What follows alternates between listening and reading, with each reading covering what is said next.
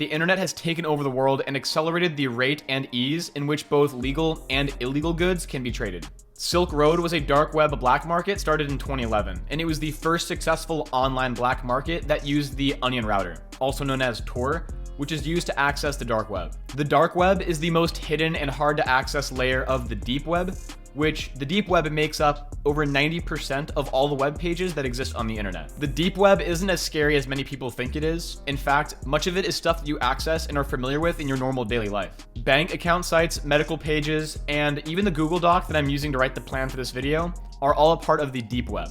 The deep web is really just any part of the internet that you need special permissions to access, since it can't be found using search engines. And the dark web is the even more hidden part of the deep web, which needs special software in order to access, like I mentioned, and that is the Tor browser. Tor was developed and is still largely funded by the US government for them to use, but they made it available to the public to access because with more people using it, their online activity on this network would be more hidden. But this also meant that people could use it for nefarious activities, and this is exactly what's been happening. The Silk Road was the earliest large-scale dark web marketplace where people could buy illegal items, and over 70% of the goods traded on the platform were drugs. The Silk Road is a reference to the ancient trade routes that were around for 1600 years, starting in 200 BC and spanned 3 continents. The Silk Road marketplace served products and services from illegal drugs, weapons, and all kinds of things that were either illegal or couldn't be accessed in physical stores or online stores like eBay or Amazon. The website was founded by Ross William Ulbricht, a Boy Scout and graduate of Penn State University with a master's degree. He was a young libertarian and held anti-establishment and free market beliefs. Ross believed that his underground business would provide a way for people to buy and sell goods without government interference, and while eliminating the use of violence that is typically associated with black markets where there is no justice system to enforce laws. He is known to have tried starting other businesses prior to the Silk Road, but without any success, he eventually began working on the development of this marketplace. He had the idea for Silk Road since even before Bitcoin came out, but once it did in 2009, it was only a matter of time before he discovered the final piece to the puzzle that would allow him to build the ultimate online free market. He learned about Bitcoin in 2011 and quickly began working to make his idea a reality. This is what could allow for anonymous payments and was essential for the business to work. But it's commonly misunderstood that Bitcoin is a privacy token, when in reality it was never designed with that being the intention, and in fact it's a very public blockchain where anyone can see the activities made by anyone. However, being very careful from every step of the way, from how you buy your Bitcoin and to how you use it, can allow you to remain private on the network. Ross used the alias Dread Pirate Roberts as his anonymous identity, and he told his friends and family that he was a day trader in order to explain why he was on his laptop all day. He started by growing his own mushrooms that would be the first products sold on the Silk Road. He set it up so that people could sell their own goods on there and find buyers themselves. And once the marketplace took off in popularity, shortly after he advertised it on multiple forums like Shroomery and Bitcoin Talk, they picked up in growth and articles were written about him, and it just started to compound from there until they became a massive marketplace. Silk Road quickly became the most visited website on the dark web, and it was considered to be the Amazon of drugs, or the eBay of drugs, and all the users transacted in the cryptocurrency Bitcoin. And there was an escrow payment set up that meant buyers could be well protected and sellers would only get paid once the shipment had arrived to the buyer. They even set up a customer review rating system that would allow for buyers to rate sellers and explain whether or not the product they got was good. They provided detailed guides for sellers with instructions on how to ship packages through the mail system while remaining undetected. This was overall a very good customer experience, including for the sellers. So in exchange for this, the marketplace took a commission of 6.23% on every transaction. There were 9.5 million Bitcoins, $160 million at the time, in total sales involving 150,000 customers between 2011 and 2013. By 2013, there had been millions of transactions on the marketplace, earning Ross and the team behind Silk Road a total commission of 600,000 Bitcoins. At the time, this was tens of millions of dollars, but Ross said that he wanted to become a millionaire by the time he turned 30. Now, years later, the Bitcoin that he owned would be worth billions of dollars, at least with how Silk Road was growing at the time, and with Bitcoin rising in price quickly. However, he didn't get a chance to reach this goal, and let's talk about that. Ross Ulbricht was arrested in 2013 in a San Francisco library. They tracked him down and had agents that went to the library, dressed and acting like normal visitors. Then they staged a loud altercation that distracted him from his computer, which allowed someone to grab it while it was open, while others moved in to arrest him. Because he was logged in at the time that they got control of his computer, they were able to collect all the evidence that they needed and were able to seize 170,000 bitcoins. Once this made the news, Bitcoin's price dropped 20% in a matter of days, and then it quickly recovered soon after. Ross pleaded not guilty, even though he was logged into accounts that were clearly from the admin and founder of the Silk Road. He claimed that the username DreadPirateRoberts is an alias name passed down from one person to the next, just like the character in the story The Princess Bride. He said that there were people that took on the name after he had created it, and that he just happened to be logged in and re-given control for some random reason. In his defense, he claimed that he set up the website as a free market economic social experiment, but had sold it much earlier than when he had gotten caught.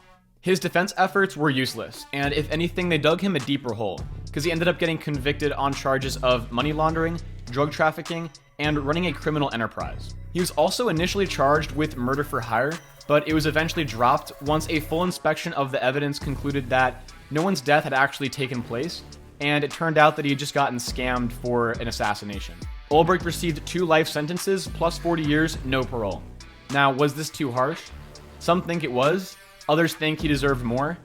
But despite Ross being a first-time offender and all the charges being non-violent, it seems that the government definitely wanted to set the precedent and make an example out of him to send a message that online black markets will not be tolerated and will be met with extreme penalties. This was the first ever court case of a large-scale online black market operation, so it's no surprise that the judge cracked down as hard as they legally could. There were various critical mistakes that were made along the way while running this massive drug operation, and one of them was while promoting the marketplace on multiple different websites, Ross used the same anonymous alias, Altoid, on the Bitcoin forum Bitcoin Talk and on Shroomery forum. This was the first username to ever mention Silk Road on the internet. And with that same username on Bitcoin forum, he made a job posting asking for a Bitcoin developer for a startup, but had the replies be sent to his personal email, rossulbricht@gmail.com. Many similar marketplaces soon replaced the Silk Road after it got taken down, and some even used the name in order to capitalize on the brand. It's simply a fact of human and market nature that supply will always find a way to meet demand. And in this case, Silk Road provided that. But even after being taken down, all these marketplaces sprung up, and that's just the way it's going to be. With the dark web's rise in popularity, there have been a lot of scam websites to also pop up, offering things all the way up to assassinations. And like I already mentioned, Ross actually fell for a similar scam, but it wasn't to a website, but rather to people that he thought he was close to.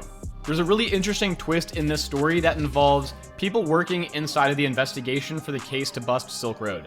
Because of the anonymous online nature of this operation, there were opportunities for those that were working on catching him to make some money from him and potentially get away with it. There were 2 government officials working on the case that leveraged their knowledge to mislead Ross and get them to pay him in a couple of different ways. And both are very clever. One of them faked being a drug dealer in order to build a relationship with Ross, and then later tell him that they know of a mole working on his investigation and that he could sell him this information relating to his case in exchange for Bitcoin. The agent was not doing this to help with the investigation, but to make money for himself through the information that he had gained while working on the case. Ross paid this agent a total of $750,000 for information about the Silk Road case.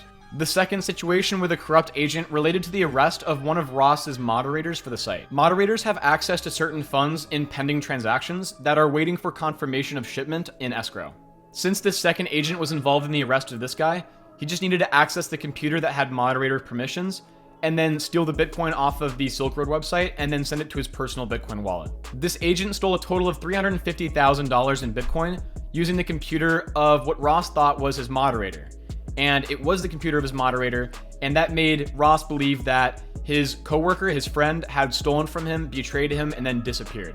Ross had no idea that his moderator had been arrested and believed that he stole all that money. So after a discussion with the rest of the team, they concluded that they would hire a hitman and take him out. There are 2 major reasons why there was so much information known and used in the trials of Ross Ulbricht and everyone else involved in the marketplace. The first reason is that Bitcoin is a public blockchain network that records all transactions and are visible to anyone. Many people likely misunderstood Bitcoin as something that provides privacy by default, when in reality it takes a lot of extra careful steps to keep activity on the Bitcoin network separate from your personal identity. But now there are cryptocurrencies like Monero and Zcash that didn't exist at the time of the Silk Road, and they offer built-in privacy by default, and are the go-to currency for transacting privately, especially on the dark web. These tokens, along with other security-preserving technologies, allow the average person today to have much more easy access to better security than what they had in 2013. Also, as I previously mentioned, when Ross was arrested, they were able to seize his computer as it was open and when he was logged into all the accounts